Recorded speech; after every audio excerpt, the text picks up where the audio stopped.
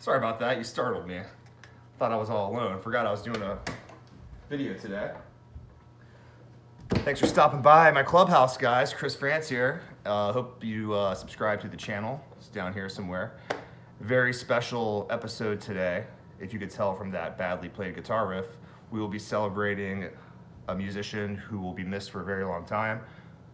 This guy right here, Eddie Van Halen. This is our beer of the week. It's Eruption Double IPA by Baltimore's own Union Brewery, right around the corner from me, actually. And these marketing people are geniuses. I mean, look at this artwork. Obviously, I'm gonna buy this no matter what it tastes like. But as you all know, probably why you're here, Eddie Van Halen, greatest guitar player of all time, one of the greatest, inventor, songwriter, innovator, came to this country with his family, speaking only Dutch. English was not their first language, music was, which explains a lot. True American dream, true inspiration, and he will be missed. But yeah, we got our beer of the week, Eruption Double IPA by Union, check it out. We have our book of the week, like I always do, The Boys from Brazil by Ira Levin. It's about Nazi hunters. We could use more people like that with all the bullshit going on in the world. But without further ado, let's prop up my MacBook here. There you go. That's what I use my book of the week for. My archaic setup. And let's bottoms up, raise a toast. Eddie Van Halen, you will be missed. Bottoms up. Cheers, my friend. Take your whiskey home.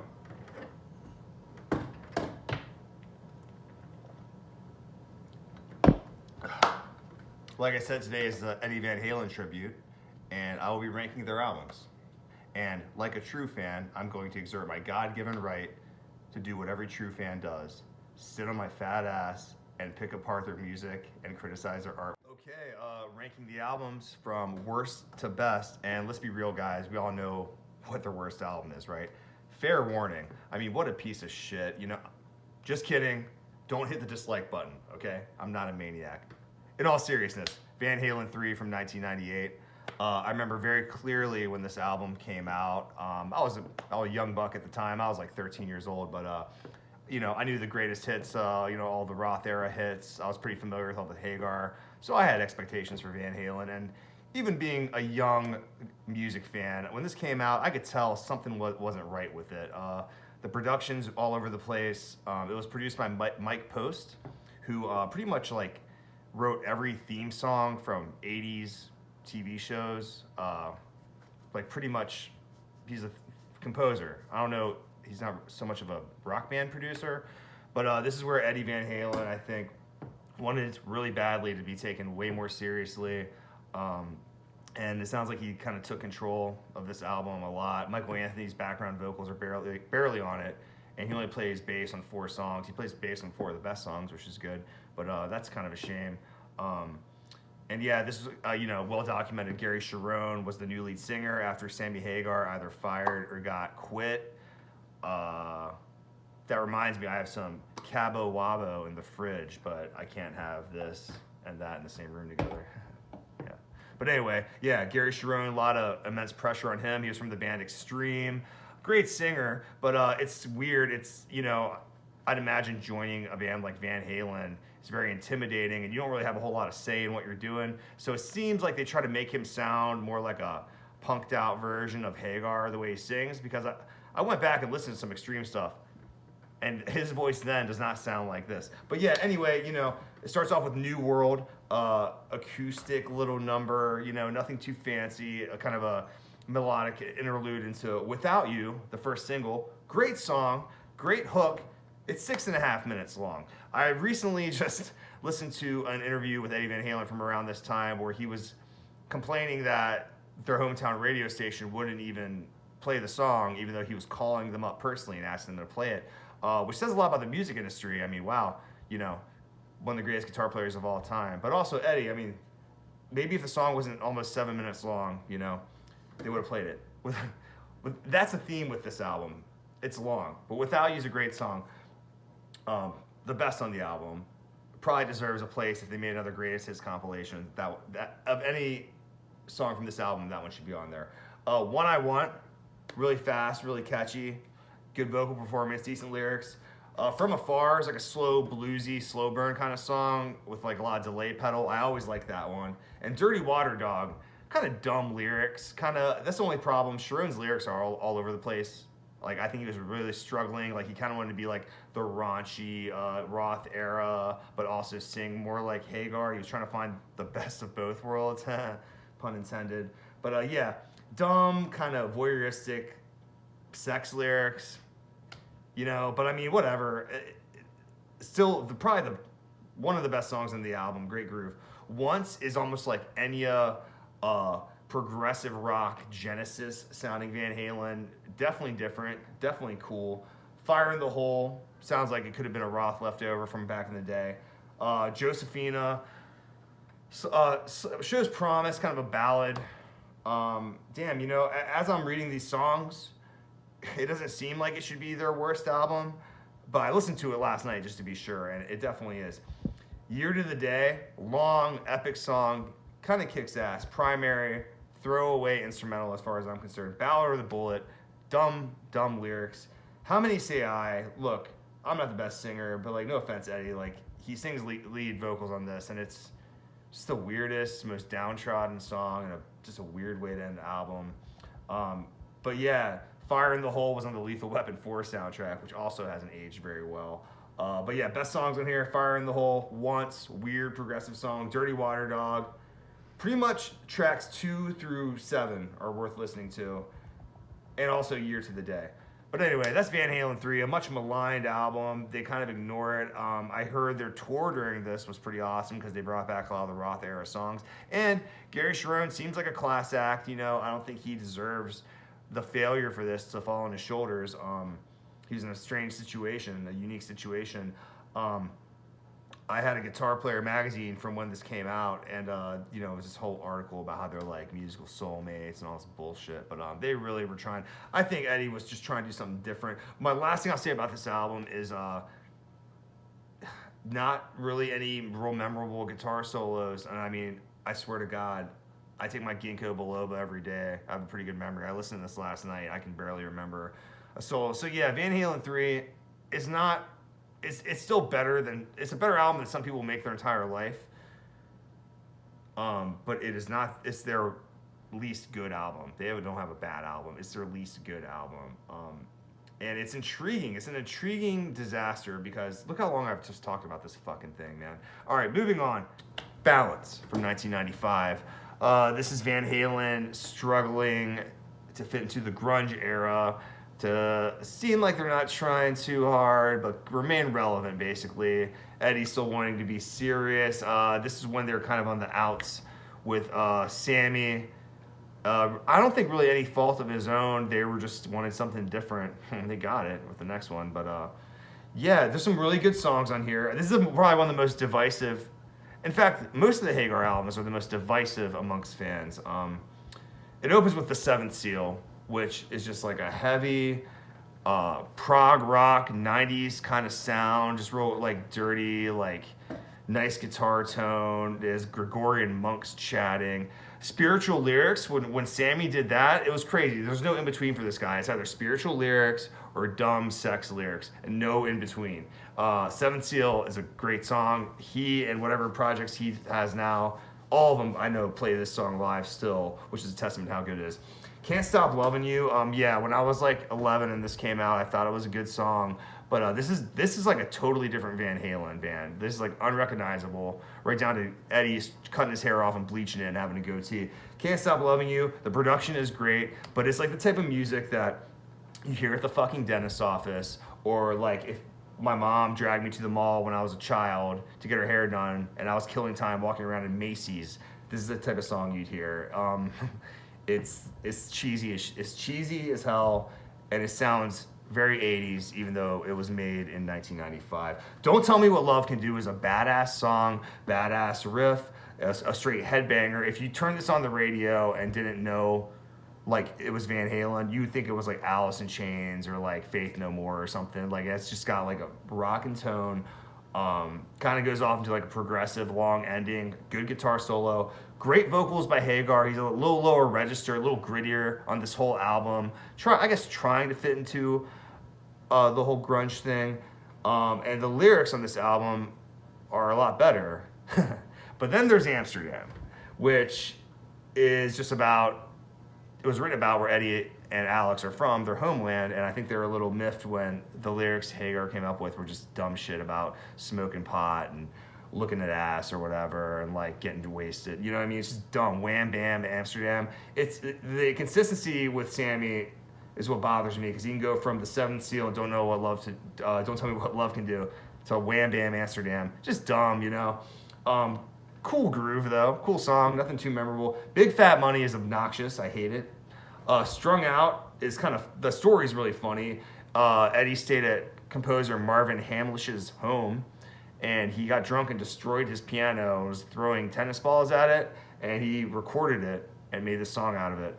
Yeah, pretty funny story, but a complete waste of time on the album. Not Enough. Not Enough is a ballad. It's very unmemorable. I literally had to listen to it like 6 times before the chorus hook like stayed with me. Great, and again, good lyric. Well, great singing by Hagar. It's a LA pop kind of love song, but I mean, it has a ripping solo by Eddie, a nice arrangement. But this song is like, you ever get like a sandwich or like make a steak and it doesn't taste very good, so you just like keep pouring sauce on it and seasoning and anything to make it taste good, you know, just dump whatever. That's what this is. It's just like an okay song that they just dumped a bunch of production into with an orchestra and shit. You know what I mean? Like, that's the best analogy I can do for most of this album. Aftershock Kicks Ass. It's a fan favorite. Again, it's not very memorable. It's memorable because it's the most ripping guitar solo and most classic sounding Van Halen song on this album. And better lyrics. Doing Time, Alex Van Halen drum solo, kind of like tribal, Caribbean kind of thing, very interesting. Balacathurium is like an instrumental with, it sounds like they wrote a song and couldn't figure out vocals to it and said, the hell with it. It sounds like a Joe Satriani kind of like prog, like longer kind of song, which isn't saying it's bad. It's just like, you can tell they just like ran out of ideas. Take Me Back, Deja Vu, okay. It's like a corny song. Actually, it's an okay song. Feelin', that's the best, that might be the best Sammy Hagar song they've done, and it's the end of the album. It's their last song he recorded with them, or he put out with them anyway. Very depressing lyrics, cool song structure, soulful, bluesy vocals. So the takeaways from this album, half of it's great and half of it's fucking terrible. And it's Sammy's best, it's like Sammy's best lyric writing, and some of it is most thoughtful and some of his worst. But anyway, ironically, it's called Balance. It's like the most uneven album you ever hear. And also that cover art is just like, it's disturbing, you know, like, I don't like that. Anyway, that's Balance. And it's weird because a lot of people love this album. I don't think it's very good, but like I said, it's got its highlights. Coming up next, a lot of the old heads will be mad at me. Diver Down. Yeah, just it's so much filler. They made this. They're basically, the record label forced them to make another album. And Ted Templeman, their producer, had a thing for covers. He's like, oh, if you do a cover song, it's already halfway a hit. You know what I mean? But this album does have a few of my favorite Van Halen songs. Secrets is a very pop, contemporary, all clean guitar, which I love when Eddie would do that. Just cool pop song. Some kind of soulful lyrics by Roth. Good stuff there. Secrets is really good. Another one I really like is The Full Bug, Kicks Ass. Little Guitars is fantastic. But then the rest of it, you know, Hang 'em High, that one kind of kicks ass. Cathedrals are really cool, guitar tapping, instrumental, guitar showcase. Intruder is like just a little introduction into Pretty Woman, which is a great cover, but again, this is more than half covers. Dancing in the Street, completely forgettable cover. Big Bad Bill, I never cared for. Happy Trails, you know the song Happy Trails? That's the last track on here. Very uninspired. My favorite song on here is the first song, which is a cover, The Kinks, Where Have All the Good Times Gone? Absolute kick-ass, underrated cover. But like, you can just tell that the record company forced them to put this out. The album art sucks. I mean, it's just no thought put into it whatsoever. It seems like there's just no thought put into a lot of this. And I really hate saying this because a couple of these songs are like better than some people make their whole life. But yeah, Diver Down, waste of time. Look, I know a lot of older heads would be like, hey man, brother, I saw them on that tour, man, they're on fire. Look, yeah, they have that nostalgia, rose-colored glasses. This is like their most least listenable album. Speaking of, here we go again with the no consistency. And yeah, look, throw rocks at me that I put this higher than Diver Down, okay? But it's what I feel in my heart. OU812 comes in at number 9. It was hard for me to not put this higher. It's the second album with Sammy. The lyrics are way better. He explores a lot of spirituality themes. The first song, Mine All Mine, cool, kind of like, starts off with some like keyboard, bassy keyboard, kind of has like kind of a progressive structure. The chorus has like a clean, like palm muted, like din, din, din, din, kind of guitar, gives it like a Caribbean kind of theme. Great way to start the album. When It's Love, one of their biggest hits. And let me tell you, I'd rather listen to this cheesy ass song than any like Motley Crue, Home Sweet Home, any of this power ballad bullshit that Van Halen helped inspire in the 80s. But they did it the best. This song's fantastic. And that hook in the beginning when it just starts like, that shit rocks. Yeah, I love that song. I'm not afraid to say it. Naturally Wired, heavy for the sake of being heavy song. Cabo Wabo, a lot of people love that one. It's got a lot of Zeppelin influence. It's bluesy. It's long. Again, the lyrics are Cabo, it's just dumb, get drunk, chase girls, party lyrics. Not a lot of substance. Not saying it's not fun. Source of Infection is heavy as shit. They clearly were trying to remind their fans that, hey, we still kick ass. We're still pretty metal. One good thing that sounds really good on this album is Alex's drums. Feel So Good does nothing for me. It's dentist office rock. Not worth your time. Barely memorable. Finish What You Started is a little chicken picking, all clean guitar, just kind of country pop song. I love this song. I'm surprised I never heard it more on the radio, which comes to one of my favorite Van Halen songs, Black and Blue. Again, dumb sex lyrics. I mean, they're not even double entendres. They're almost single entendres, which is ironic considering the riff is so simple and so slow and so bluesy. It sounds like an AC/DC song, who I know they admire. But Black and Blue, one of my favorite Van Halen songs. Sucker in a Three-Piece. Again, that's just them trying to like remind people they rock. And then the last song, Epileptical Blues, is a Little Feat cover. It's very bluesy. It's an old school blues jam, lots of harmonica. It kind of reminds me of like Aerosmith, like when they would do like their super bluesy stuff. But yeah, again, this album's all over the place. This album has like 5 really good songs, but as an album, it's not great. It's all over the map. They should have restructured it. You can't hear the bass. The production is like so soulless and so flat. But yeah, Black and Blue, that song kicks ass. Finish What You Started, it's fun. And, When It's Love is a great dentist office rock song. But yeah, I wish I could put OU812 higher, but, it's as an album, it's all over the map. So my next one, I'm going to get a lot of stuff thrown at me for this one, so I hope you have your potatoes. Throw potatoes at me. Just kidding. I hope you have your tomatoes ready, because I'm going to get a lot of hate for this. But Van Halen 2 has never done it for me, and I'll tell you why. You see a theme with what I'm talking about when they get too pop. It's too convoluted.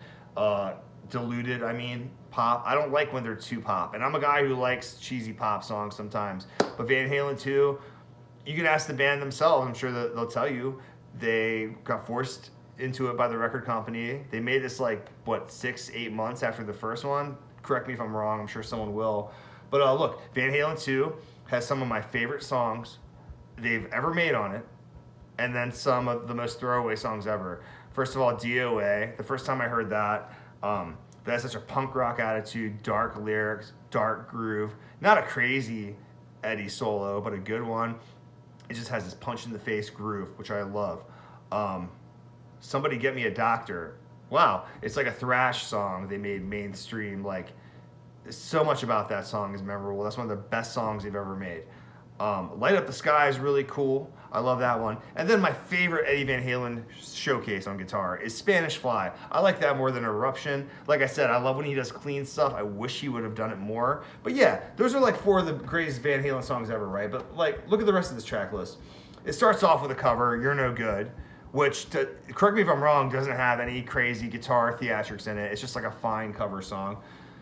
Then Dance the Night Away. You know, when I was a kid, I loved this song, but that's because I didn't know my ass from a hole in the ground. And then you hear the backstory about how Eddie had a different song idea, and they forced him into using this riff for this song. Right? Is that right? I don't know. Whatever. It's just like a catchy song. It's fine. Then, you know, Somebody Get Me a Doctor's awesome. Bottoms Up. Fun song, but I mean, you know, it sounded like they're having fun making it, but I don't have that much fun listening to it. Bottoms Up, you know, it's just like a guy, whatever. Out of Love Again's got a good drum beat, cool funky drum beat, kind of like a funk song. But, you know, personally, hey, throw shit at me. Does nothing for me. Light Up the Sky rocks. Spanish, oh yeah, we have the holy trinity of their best songs right in a row. And you could tell that they knew it. Light Up the Sky, Spanish Fly, DOA. Okay, those songs rock. Women in Love, cool guitar stuff, pop, unmemorable. And then Beautiful Girls. Look, a lot of people argue with me, but would your life be different if Beautiful Girls didn't exist? Would their legacy be tarnished without Beautiful Girls? I don't think so. Yeah, Van Halen 2 never did it for me. Now this is where you're gonna get really upset. This is where you're gonna get very upset with me. Coming in at number 7, A Different Kind of Truth. Oh, stop. Calm down. This is their 2012 comeback album with Roth. Yeah, he can't sing as good as he used to. Blah, blah, blah, blah, blah. They're old. They kicked Michael Anthony out of the band. His backup vocals are replaced by Wolfgang, Eddie's son. Look, I think Eddie knew his time was on this earth was near. He wanted to be in a band with his son. He made that happen. I think that's touching. Whatever. But it was to Michael was fucked up. Okay? He was a huge part of the early sound. But these songs they're old songs. Could have been second album songs. My argument is this. In an alternate universe, this is Van Halen too. Because these songs all kick ass. It's no synthesizers, no like, oh, we have to write a pop hit, no filler, no bullshit. And they're all old songs. And what's wrong with that? That's when they made their best stuff, right? The guitar tone on this album, it's kind of different. It's just like distortion and then light distortion.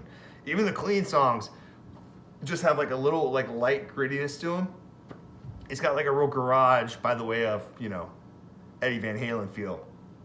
Tattoo, yeah, a lot of people don't like that song. I think it's a solid single. She's a Woman is classic. You and Your Blues, classic.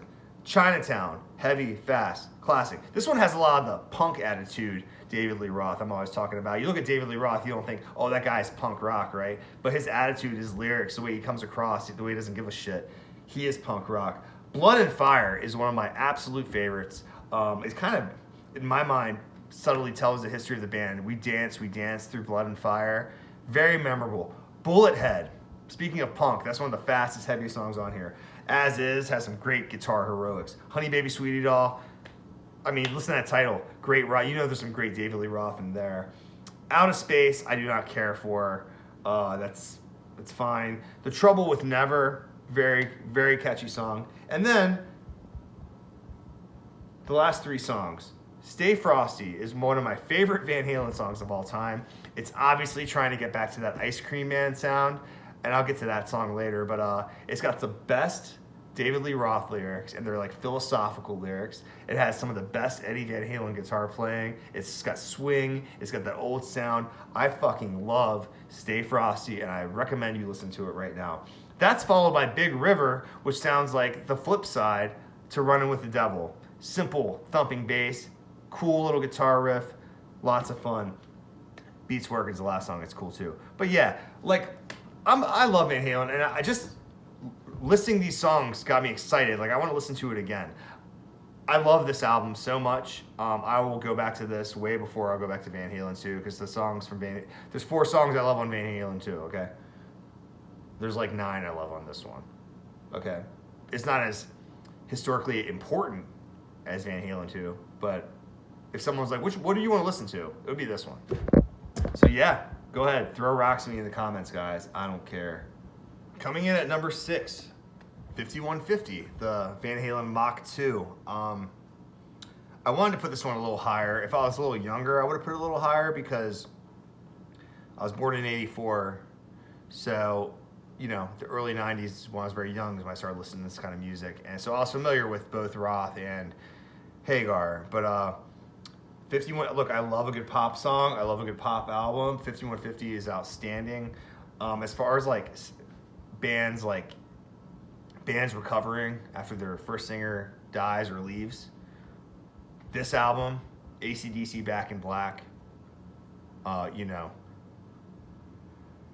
Iron Maiden, that's a little different, but you know, different singer. And I'll put Alice in Chains with William Duvall and Black and Suede Blue. You know, they kept Forged On. I would put those, like those are some of the best second chance, you know, albums. And by second chance albums, I mean they surpassed their earlier success. 5150 is great, so much energy. Good Enough is a great opener. Why Can't This Be Love is a great pop song. There will be many more like that though. Get Up's cool. Dreams, okay, very corny, very over the top with the synths. Great song though, but it's not something I'm gonna go back to. What I would go back to is I love Summer Nights. Best of Both Worlds is absolutely kick-ass and has only grown on me. It's one of their best songs probably in the whole Van Halen catalog. Love Walks In, it's a ballad.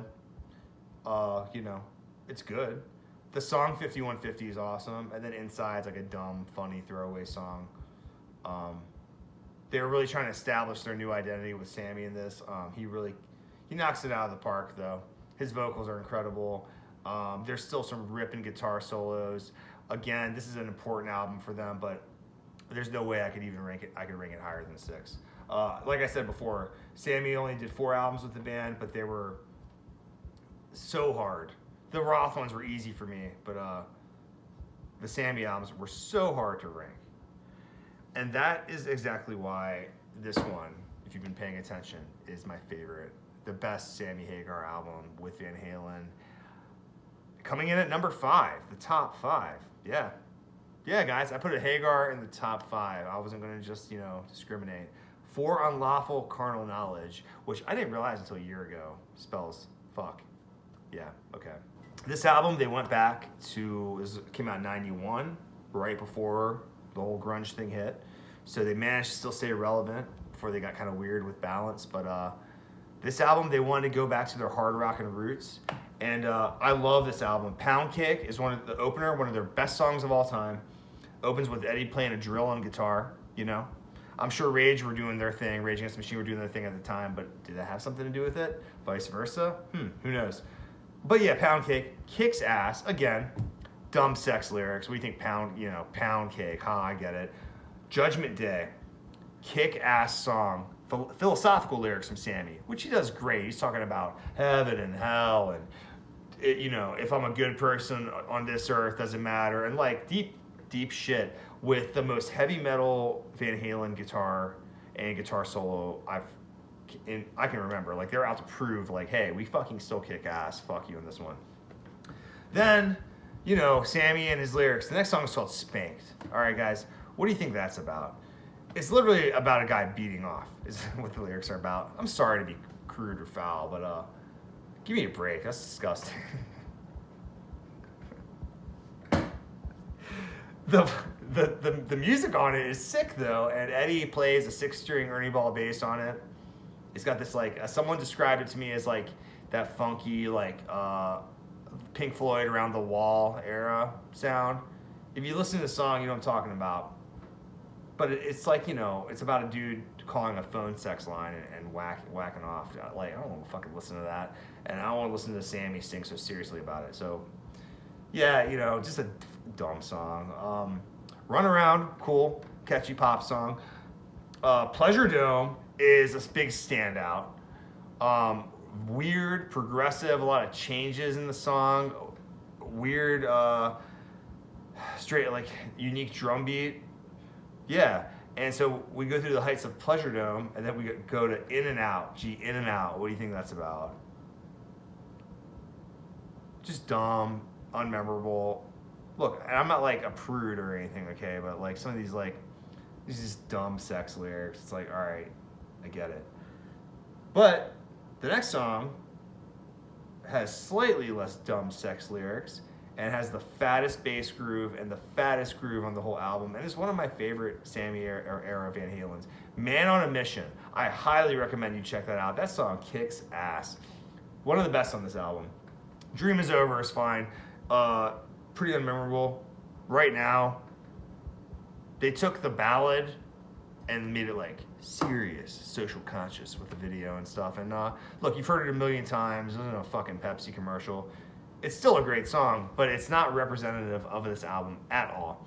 316, nice little acoustic medley. Nice little acoustic instrumental. That's when his son was born, I think. And then Top of the World. Top of the World's great because Top of the World, it sounds like they just took Dance the Night away. And Eddie was like, no, fuck that shit. We're going to make this the way I wanted it with better lyrics. So again, weird consistency with Sammy. Top of the World's lyrics are great. Judgment Day. But Pound Cake, Judgment Day, Man on a Mission, Top of the World. This is a good album. There's only 3 songs on it that I think are dumb. But yeah, For Unlawful Carnal Knowledge. That is the best thing they did with Sammy Hagar. The most kick-ass album. Great, just guitar, great grooves. It's well produced. You can hear the bass loud. You can hear the drums loud. And yeah, I love For Unlawful Carnal Knowledge. I can talk about this shit all day. That brings us to Women and Children First. It was very hard for me. I went between this pick, number 4 and number 3. I kept switching them back and forth. For this album, off the top of my head, it's where they got a little serious. It's where they stopped having like random cover songs and stuff. And The Cradle Will Rock. That's if aliens came to Earth and we're like, what's Van Halen? I would say, listen to this. I got the hiccups. It's just a fat groove. That's when Eddie started using synthesizers. It's like an electric piano, a Wurlitzer. It's so subtle to me, I never realized it until someone brought it up. I thought that was just him doing his guitar thing. But and The Cradle Will Rock. Everybody wants some 80s classic. Take Your Whiskey Home. Rollicking classic. Romeo Delight. What else is on this? Oh. Loss of Control is like a straight up like thrash metal jam. Fools is good. And then Could This Be Magic? That's like the acoustic. I think that's like the ding ding ding ding, a little acoustic thing. See, Dave made that stuff so much more interesting than it had to be. But yeah. It's got And the Cradle Will Rock on it. Like, what else do you want? That song rips. Yeah. Women and Children First. It's funny. I have so much less to say about the Roth album era because there's just so much better. All right, coming in at number 3, 1984. I mean, what can't be said about this? He incorporated synths tastefully. You got Jump, which is a classic. Hey, that song was number 1 when I was born. Yeah, I'm fucking old, whatever. Panama, great riff, great guitar work, super catchy song. And instead of dumb sex lyrics, these are actually about Dave's car. It's half about Dave's car, which is called a Panama, and about him wearing Panama hats and smoking weed constantly. I can respect that. Top Jimmy, fun song. Drop Dead Legs, rips. Again, Eddie was heavy on the just like kind of speed metal guitar, and him and Dave were like a nice clashing combination. Hot for Teacher, yeah. I mean, listen to that guitar in that, and then it's like a number 1. There's no way a song like that would be on the radio today. It's just it's perfect, and it rocked, and it swung so much. You got Girls Come Bad, which I love. House of Pain's cool, but then I love I'll Wait. It's not even a guilty pleasure. I love the lyrics. I love that synth. It's just a great fucking dark pop song. 1984 by Van Halen. What else can really be said about that?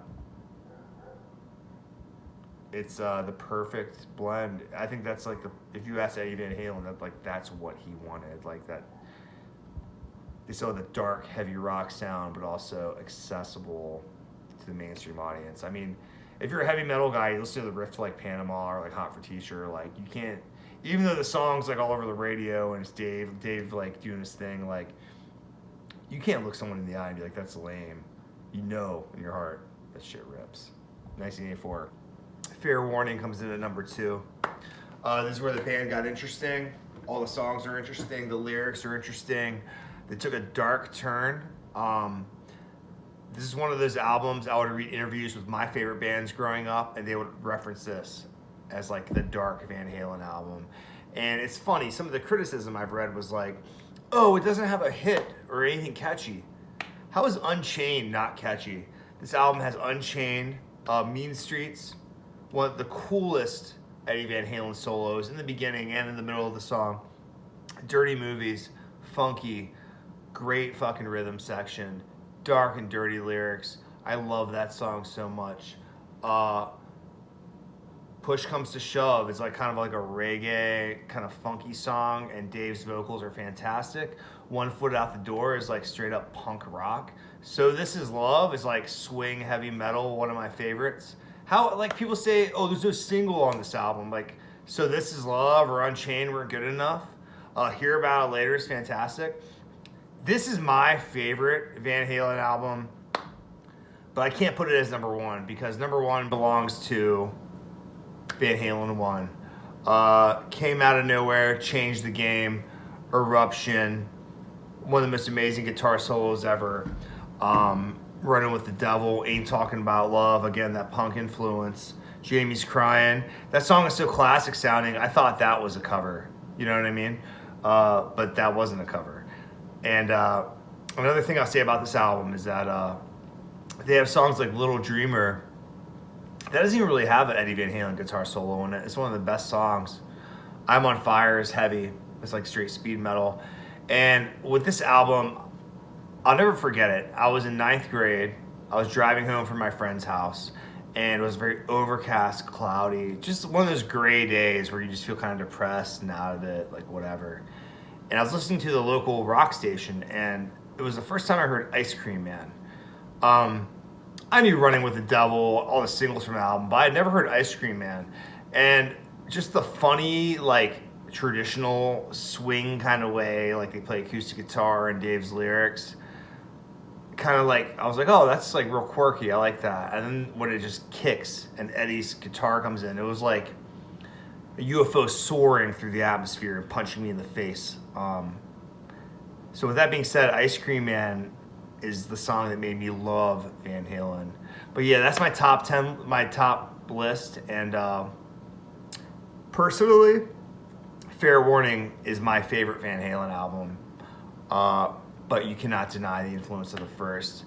Hey guys, thanks for watching my channel. Subscribe down here, argue with me, throw tomatoes at me down here in the comments. My name is Chris France, and I'll see you soon.